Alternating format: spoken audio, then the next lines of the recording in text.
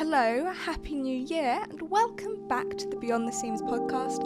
I'm Molly Elizabeth Agnew, founder of Eternal Goddess, and today we're back. The first episode of the new year. I hope you had a wonderful Christmas / New Year / happy holidays, whatever you decided to do over that weird break between December and January where nothing feels really quite real. And I also hope that you are ready to take on 2023 with a good amount of vigour and confidence and power. So with no more of my constant, incessant waffling that you don't care about, let's jump into today's episode.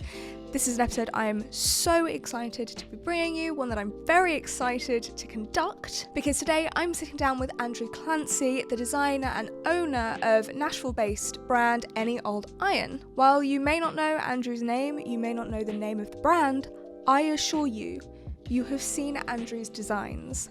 Why? Because the man has dressed some of the world's most beloved celebrities. I'm talking Beyonce, Lady Gaga, Cher, Cardi B, Taylor Swift, Ozzy Osbourne. The list goes on, the list is endless. So I do hope that you enjoy our upcoming conversation. As always, if you'd like to keep up to date with more from the podcast and more from Eternal Goddess, make sure you're following us on social media. So what I really wanted to start talking about before we start talking about, obviously, design and fashion and all of that wonderfulness was a little bit about your childhood and how that's influenced the brand, because the name Any Old Iron comes from your family's history, and also the old English song, which I'm sure no one really knows about anymore. I must say that that's not something I heard very often growing up. But I was interested to know how your interests as a child have influenced you now, specifically in music, because you mostly work with musicians now. And I was interested what your musical influences were as a child. I think I was definitely influenced by the school disco. I think that was a good melting pot of back in the day. I don't even know if they still exist anymore. But and we also used to have like a village. I used to live in Dunnington, which is like a little village in Yorkshire, near York. And we used to go down to the village disco or the school disco as well, which is in Fulford. And the music was just like different because it's a DJ, and it was like we'd be waiting for our punk section. So we'd be waiting, there's like six of us waiting just to pogo and knock everybody over basically. And but then it was like, well, we realised, well, if you want to dance as well, I guess we're gonna have to like dance to Adam and the Ants, and which I think we were great anyway. And then we'll have to dance disco as well. So I think I got my kind of eclectic love of kind of mixed music definitely from my parents, from like kind of 60s and stuff, but for like 70s disco, punk, school disco, and it definitely influenced me fashion wise, trying to kind of like grab onto what Adam Ant was wearing. I think we all put white stripes on our face. Yeah, I think we all put white stripes on our face for a while, and then the next week it might have been then it went more New Romantics, and then so it's just always kind of like you're trying to dress a little bit similar to who your heroes were. Yeah, the 70s, disco, going into the 80s. Did you have like a moment when you realised you were dressing Elton John?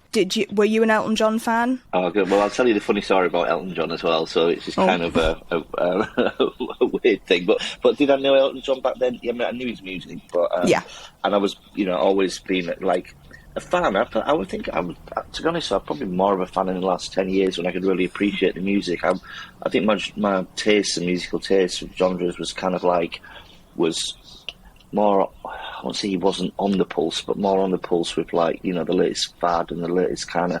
I went from punk to mod, which is like how the hell do you do? How do you do that? So opposite. It's so opposite, yeah. But it was just like.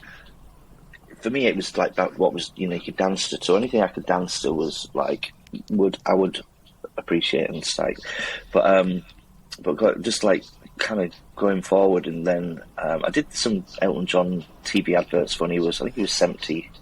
I did this advert for him in the UK when I was a stylist in the UK. But the dressing him for the video, I'm gonna probably like jump way ahead, but I'll get this in now. So he did that movie, Taron, it was that Taron guy did the movie. Yeah, Taron Egerton. Yeah, and so he did that song with him. So my two pieces for that of Elton John were that video basically, and Elton was ill that day, so they got a body double in, and so all the kind of like the piano bits and the things, it's from behind, it's actually an Elton lookalike. So not actually dressed him. The wonders of the film and music industry. Yeah, but I mean, it is in the video, so I'm still, it's still on my list to properly dress. So properly dressing, I'm sure you will. I am really interested to know, because I feel like your career has been so varied and also a really fascinating journey. So you left the North, and you became a stylist. What drew you to becoming a stylist? Because anytime I meet someone that was a stylist, it feels like they end up being a stylist in the most random of ways. And it's never always that certain that that's what they want to do, and then they fall into it and love it. Yeah, I mean, I worked in a scrapyard until I was 28, which is my family business, and but I was always into fashion and just music scene and everything.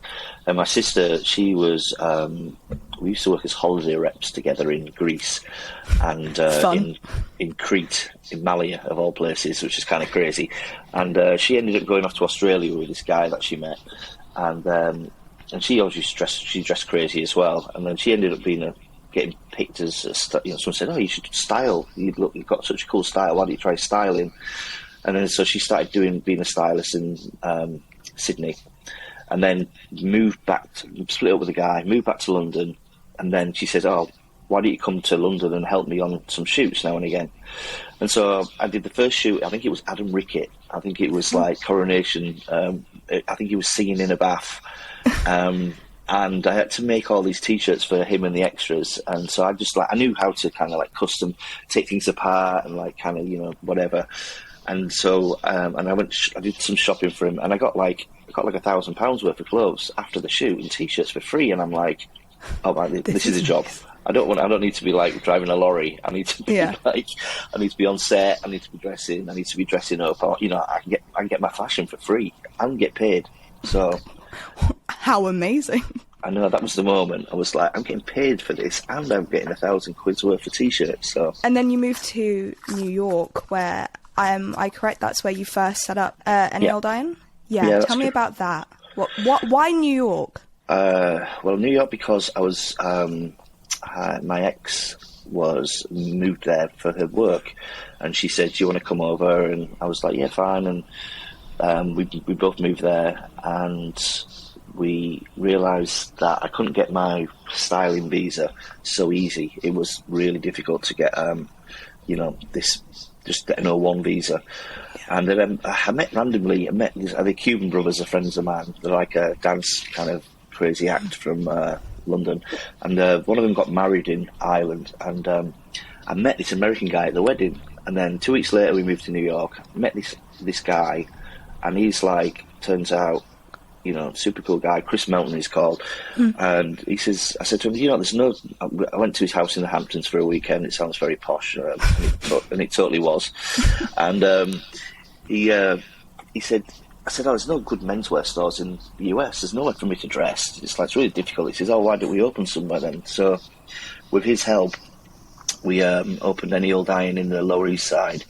And it was just men's fashion that was English designers that you couldn't get in the US. So I was bringing over like Unconditional, Bolangaro, Trevor. We even had Vivienne Westwood handbags at one point, and when nobody else had Vivienne Westwood in New York, which is kind of bizarre. Yeah. And then we had the menswear, and then we started doing women's because women know how to shop better than men. Yeah. And then it kind of blossomed from there. I'm so fascinated, and maybe this is just me being a Brit, about how the Americans were interested in British designers, because I feel like today it's like, yeah, British designers are really cool. I mean, everyone was saying that when Vivienne Westwood passed last month. But I feel like that's maybe a more modern thing. Did they like jump at it? Like, oh, this is British, this is cool, this is new, something different? I mean, fashion is fickle everywhere, I guess, especially in New York, where it was a new thing with a new kid on the block. I did have an amazing PR as well, and we did some great parties and events. And I kind of like, I don't know, we kind of aligned ourselves with the, like LGBT kind of crew and all like the club kids, like from Kenny to Amanda Lepore, like all these kind of like club icons, all love the brand, all of the Britishness, I guess. And we kind of like just aligned ourselves with all those kind of club kids, I would say. And purely just for like fun as well, you know. It was just good fun going out in New York back in those days.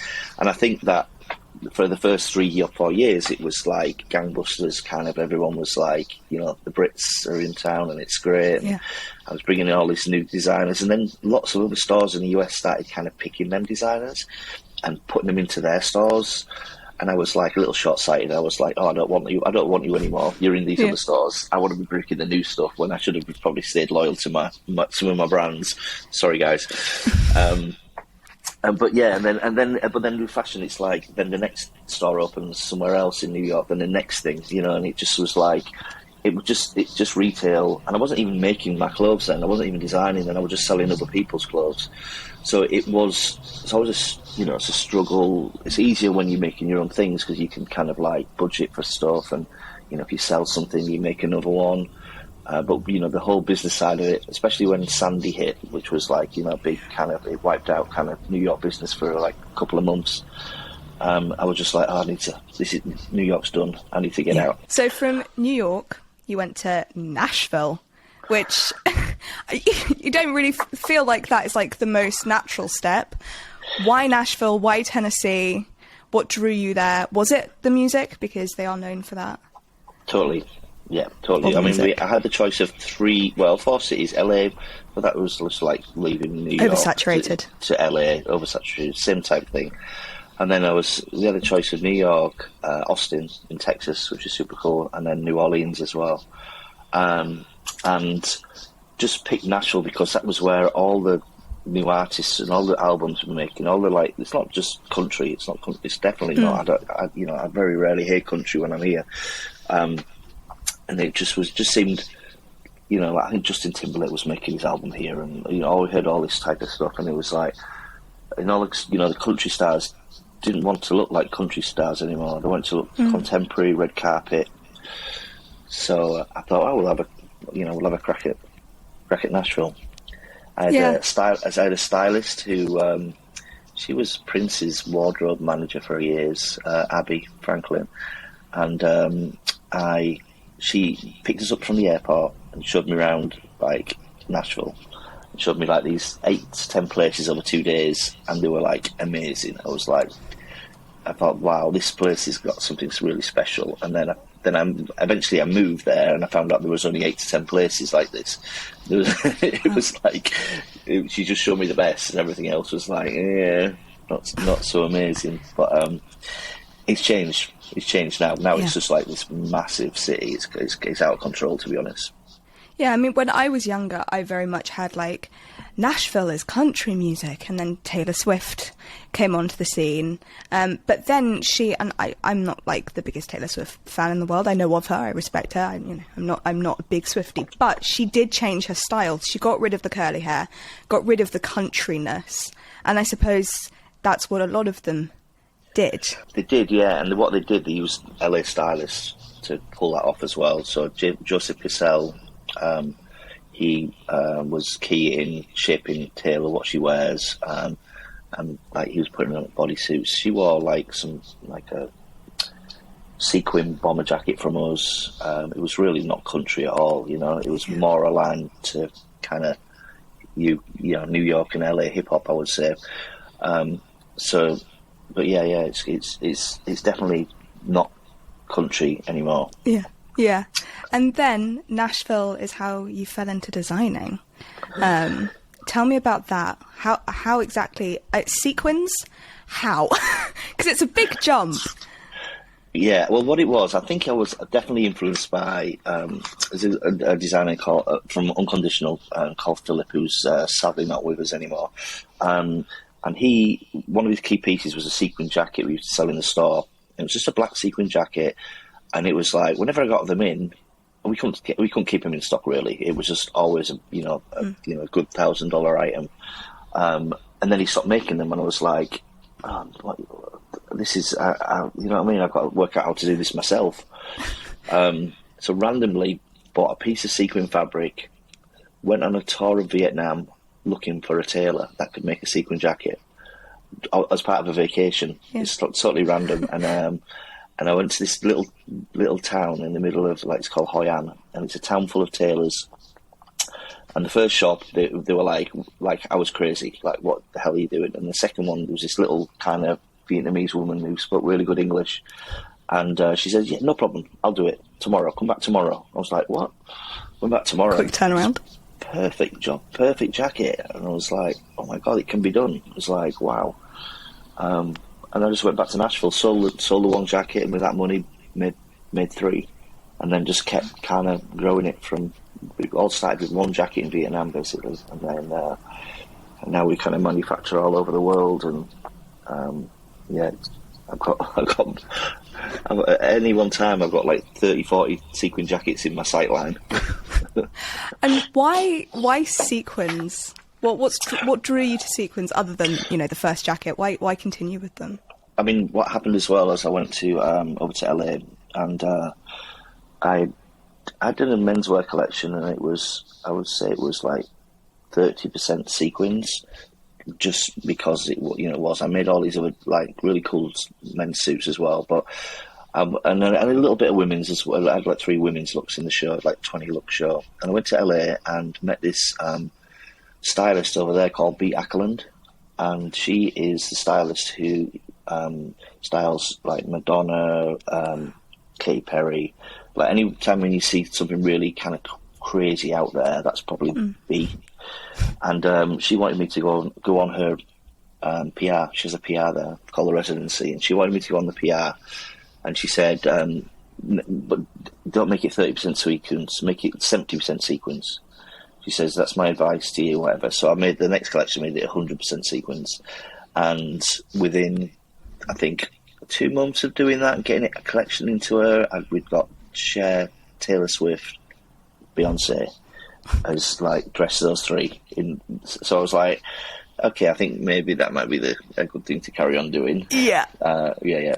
So we kept with sequins, and but it's difficult though. Sequins is like just trying to reinvent them and make them different and stuff. It's a lot of work goes into trying to work out how to make it fresh.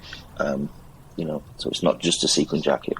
Yeah, but I love, and this is saying something because I'm a very like neutrals minimalist, respectfully to myself, quite bland in my fashion. I'm not like a big colour out there in my fashion person, and I'm often skeptical of too much sequins, but I have never seen a piece that you've designed where I've gone too much. It just works. There is just something about how you design where it just works, and it works on the people that wear it. It's genuinely great designing. I think it brings happiness though. It does. It brings joy. I always say to people, I said, just wear one of my jackets, go out on the night time, and you'll have one of the best nights you'll ever have. It's like people gravitate towards you. People want to know who you are, and it just kind of, you meet people. If you just want to, if you're a shy retiring person who just wants to bury your head in a pint of Guinness, then we're probably not for you. But it's definitely a peacock kind of moment. Yeah, and confidence. It just brings, it makes people confident, and it just makes just people smile as well. Sometimes it makes people attack you, but that's something else. It's the power of fashion. To round up quickly, you've worked with some incredible celebrities. Instead of just name dropping, because you've worked with incredible people, who would you want to dress who you haven't dressed? Elvis. Don't think that's going to happen. Well, I'll go dig him up. Maybe I'm not done. So Elton's definitely there because I've been so close to doing him a few times and getting that thing. we're backdooring trying to get through to Mick Jagger right now as well. I'd like to do. I kind of like Mick. He's just like he's an cool. icon. You know what I mean? Just want to see him. And maybe Greta Thunberg as well. That'd be kind of funny. Yeah. She's got good style. Like, she could totally pull off like a sequin biker jacket. She'd look great. Yeah. Well, we have one that we do that where we use all the recycled pieces, so all the offcuts. We strive for no waste, and that's like part of our policy. Like, if we have a bit left, it always goes into another piece of the clothing. So if I did a recycled like kind of jacket, I think that would work for her. Yeah, I think that's a good idea. I can see that happening. Thank you so much for choosing to listen to the Beyond the Seams podcast. I do hope that you enjoyed it, and I do hope that you will stick around for 2023 because, I don't want to blow my own trumpet, but I do have some pretty good guests lined up for this year that I'm very, very excited to bring you. As always, if you would like to keep up to date with more from the podcast, from Eternal Goddess, from me, if you care about me, make sure you're following all of that on social media.